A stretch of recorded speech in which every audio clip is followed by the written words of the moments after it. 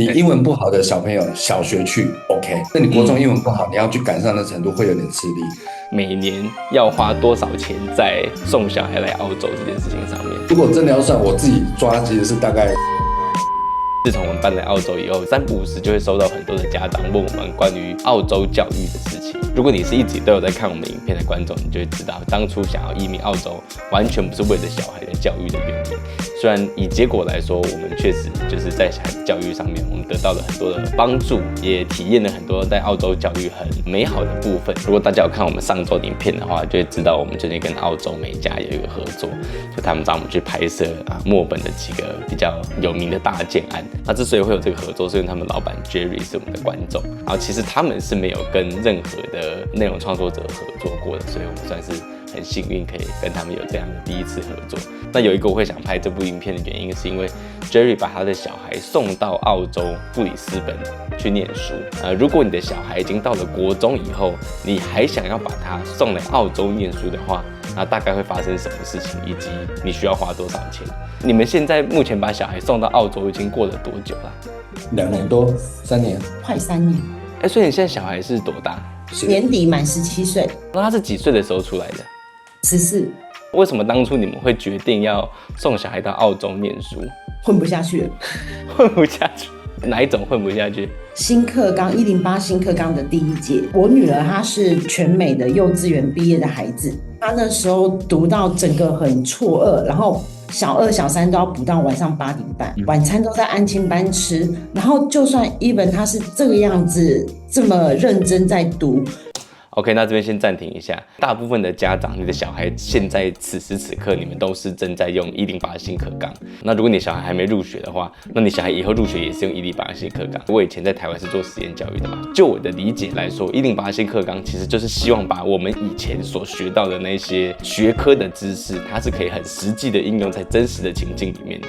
那其实这个用意本身是很好的，但是其实实际在执行上面，就会有一些对台湾人很可爱的地方。他小3的时候，他的考题我永远记得，那他国小3年级遇到疫情刚开始，那他们那时候很要求阅读素养，所以他们的国文有阅读测验。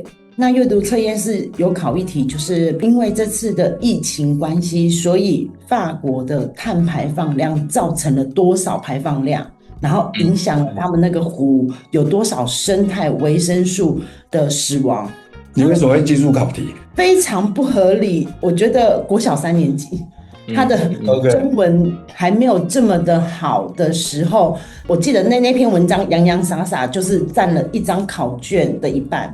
可是小孩那时候考试成绩好像我记得70、80分吧，这么难的考题他可以考70、80分，我是不会很 care 啦。不知道我的小朋友是不是70、80分就落在比较中低下面的成绩，所以他学期末之后，老师有要求说，就是学校有抽几个小朋友比较不 OK 的，他必须要补考。他就觉得为什么我已经这么认真，每天晚上读到8点半了，小孩子就很受挫。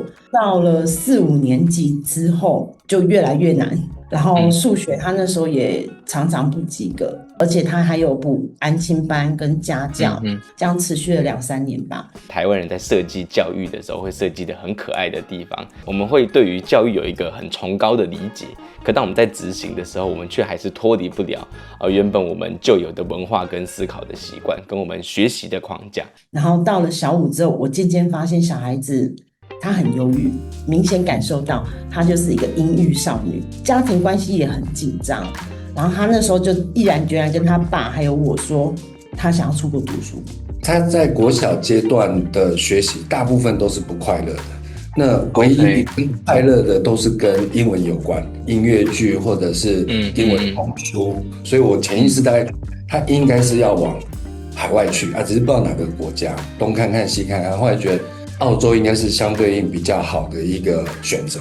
去年回来，他有跟我讲一句话，以前他会比如说跟他的安亲班，台湾的安亲班老师说，他会不知道在台湾读了这么多这么长时间，比如说从早到晚上8、9，然后假日6日还要补习，他不知道他为了什么而读，为了什么职业去努力。可是他在澳洲1年之后，他回来之后，他会跟我说，他知道他未来的人生目标是什么。很明显感受到孩子去那里半年，他整个人就开朗了。因为那边的上课时间大概是差不多9点到下午3点，国小、国中、高中都是这个样子。但是他会变得比较自主性的阅读。在台湾的时候，他就感觉是被半强迫式的。妈妈叫你做这个，爸爸叫你做这个，老师叫你做这个，是被动式的。在那边的话是同侪环境的影响，比如说他们国小都在玩，那国中的话他们都是一群一群嘛，然后是比较主题式的课业，然后是做报告、深入研究。篇幅的关系啊，所以我需要把那些内容精简一点。不过我觉得刚刚这样听起来好像有一种澳洲的教育多神奇，欢迎来到澳洲游学之类的那种广告。我觉得有一个澳洲的教育比较明显的优势的来说的话，其实我觉得就是澳洲的学校他们是非常的松散的。以台湾人的标准来说，对我们的标准来说就是在玩。那我觉得这其实就是在教育的理解的不同。我觉得像是我小时候，我就一直觉得学习其实是一个目的是很清楚的。比如说我们以前学习就是为了要考试嘛，那考试就是为了要上好高中嘛，上好大学嘛，找好工作嘛。我觉得在澳洲的教育，我觉得会让我有一个感觉，就是其实学习本身就是目的。学习这件事情，它的快乐，它可以给你的回馈是当下的。而不是3年以后考试考得一个很好的成绩的。学习这件事情，它应该要是快乐的。所以我觉得也是因此，他们会把教育这件事情设计的是在一个轻松的情境，在一个舒服的情境。我觉得就是会有一个这个很核心的差别啦。9年级有个课程我印象很深刻，孩子跟我分享资讯爆炸，然后 AI 课程就是很多老师会要求他们给他们文章，比如说今天新闻时事发生了什么事情，他们必须判别这个文章它的 source 之前的历史脉络是什么，真实的来源是什么。他们的课程比较不像台湾这么的制式化，就是国英数历史社会自然。9年级开始就是有选修，比如说宗教学啊，然后历史学啊，经济学啊，然后英文、数学、第3语言法语跟日文，看你要选修哪一个。还有 AI 课程跟电脑课程。像他上个月有讲，他们学校常常会办一些活动嘛，所以他们请到了希特勒时期唯一的幸存者来学校做一个演讲。他们有选修经济学嘛，那所以他回来会跟他妹妹讲该怎么努力工作，往哪个目标去，然后如何钱，然后所以他就知道说他未来的计划是什么。虽然他有这些这么符合时事、这么生活化的课程，但是其实台湾也会有啊。可是差别会是什么？台湾在最后都会放一个考试，确保你有好好的学习，确保你有学习到。以教育来说，就是在评量上面的观点的差异。台湾是选择倾向用考试来评量一个孩子的学习，但在这边他们可能就是用分组报告。我们就会鼓励小女儿看要不要国小也过去。那小女儿她跟姐姐不一样，姐姐是英文好，很好很好，其他科都不好。然后妹妹是英文不好，其他科都很好。妹妹就会说，我在台湾混得很好，我也喜欢台湾的环境，为什么要一直逼我过去呢？所以我们就释然了。你自己会觉得你建议什么样的小孩或者是什么样的家庭做这个决定呢？我觉得去国外，我觉得第一个就是英文要好，英文不好的话会大女儿她是去那边念国中嘛，那你国中英文不好，你要去赶上的程度会有点吃力。你英文不好的小朋友小学去 OK， 但是你国中那个阶段去英文不好，你会很吃力。那如果国中还是英文不好，那你建议下一次去下一个机会是什么？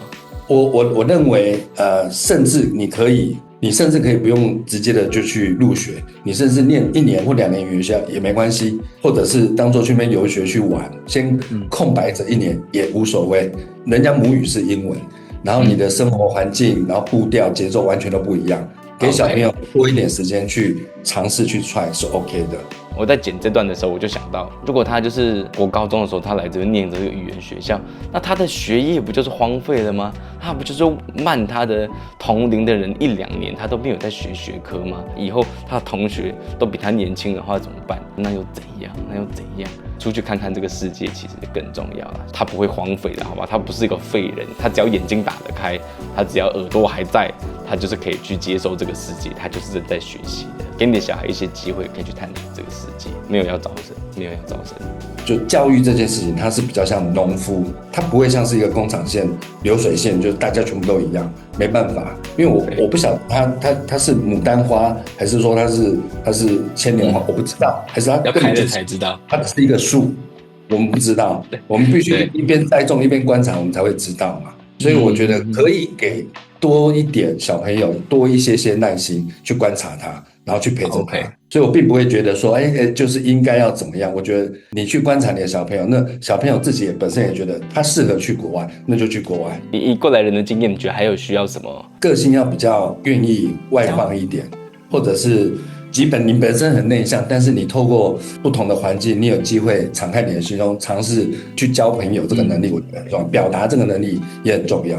我觉得表达能力这件事情在华人教育比较缺乏一点点。所以如果你想要送你的小孩来澳洲的话，那你最好确保他有这3个东西：一个就是他的英文够好，第二个就是他擅长交朋友，他是外向的，第3个就是他很愿意表达自己。你只有英文好，但是你不是个外向的小孩，或者你表达能力没这么好的话，我觉得这样的留学生通常我们看到的就是会比较孤单一点。所以可能你也会好奇，假设我有这3个，但是什么样的家庭其实不是这么适合把小孩送来澳洲嘞？因为我印象很深刻，也曾经有一个客人，他送他的儿子然后来澳洲念书嘛，他们算是就企业准备要接班的接班人，在培养他就可以了。OK， 但是老爸来到澳洲之后，发现澳洲的环境是这样，他就说不行，马上你给我去美国。如果你希望你的下一代他本身希望是什么样，澳洲并未必是一个唯一的选择。你想要他发愤图强，然后很有竞争力的话，未必要送澳洲，因为澳洲是很 chill 的地方，澳洲不适合你发愤图强，然后是很厉害顶尖人物的那种，不是。你们过去这3年，你们有没有算过？你们平均每年要花多少钱在送小孩来澳洲这件事情上面？第一是不敢算了，第二是如果真的要算，我自己抓其实是大概10万块澳币。1年呢？对。超出我想象哎！我细算一下，有机票嘛？机票其实是一个蛮可观的一个数字嘛，因为你说4个 turn 他就飞4次吗？来回总共对啊，就是4次来回。好，而且你们又一定会放到圣诞节那个时候，所以就是机票最贵的时候。过年最贵。再来是学费，那学费大概是多少钱？学费大概1年是3万5澳币。住校吗？含住校吗？没有，住校也3万5。是比外面租房子便宜，以澳洲来说，但是他们有舍监，然后又有健康中心可以管控，然后又有人管制3C，环境有人打扫，厕所有人清，制服有人洗烫，我是觉得还不错。澳洲的这种学费跟台湾私立教育的学费，国际学校其实是差不多的。结论就是，其实养小孩本来就很贵的啦。是啊，所以其实第一直觉不用算，第二直觉你真的叫我算的话，澳洲大概10万块澳币，我觉得。在台湾，如果你念私立学校，我觉得你可能差不多也是花这个钱。所以他们的状况就算他们需要花3万5住在学校，这3万5听起来可能很贵，但是其实如果他不住校的话，那他就是需要去住在寄宿家庭。寄宿家庭跟住校的第3种选择就是爸妈其中一个人来陪读，那这是很常见的做法，特别是在华人的家庭。那如果是爸妈一个人来陪读的话，那等于就变成是你们可能需要去租一个小房子或者一个小公寓去住。那其实你1年的房租大概也超过这个钱吧，我来算算看，如果1周是500的话，对，这样子1周是500的话，那你1年就是2万6。那其实2万6再加一些物业管理费，你1年缴的钱大概也就是3万多块。那更不用说，如果你是家长来的话，那家长甚至需要放弃台湾的工作。所以其实我自己是觉得 Jerry 他们的学校还蛮好的，就是他又是基督教学校，所以他相对他的校风是比较单纯一点。所以如果有兴趣的话，你可以自己私讯一下他们是念的是什么学校。我没有问，是什么契机让你开始做澳洲的房地产的？在台湾做房地产吧，我在住商不动产，在这个产业大概10年左右。最主要也是因为台湾的奢侈税，它有某种程度上限缩了我们投资的这个，所以我那个时候就四处往海外房地产去看。因为我自己本身做房地产那么久，所以我去看国外的房地产啊，然后去理解他们的法规啊、游戏规则，我可以比较快一点的上手。澳洲跟台湾的房仲，你觉得最大的差异会是什么？我发现其实本质是一样。我当初觉得澳洲的房产可能白人可能会比较就是守规矩啊，会比较好啊，比较健康，比较健全一点。后来其实老实讲，我发现其实都一样，该暗黑的时候还是会暗黑，甚至我认为全世界都一样。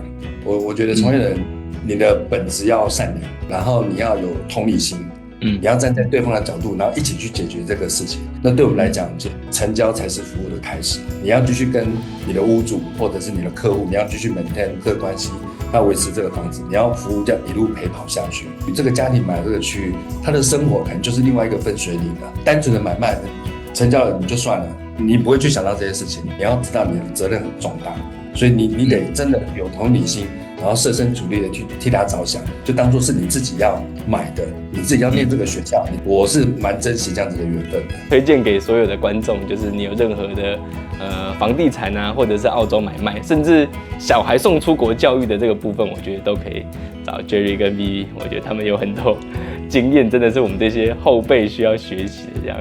好，谢谢你们，谢谢。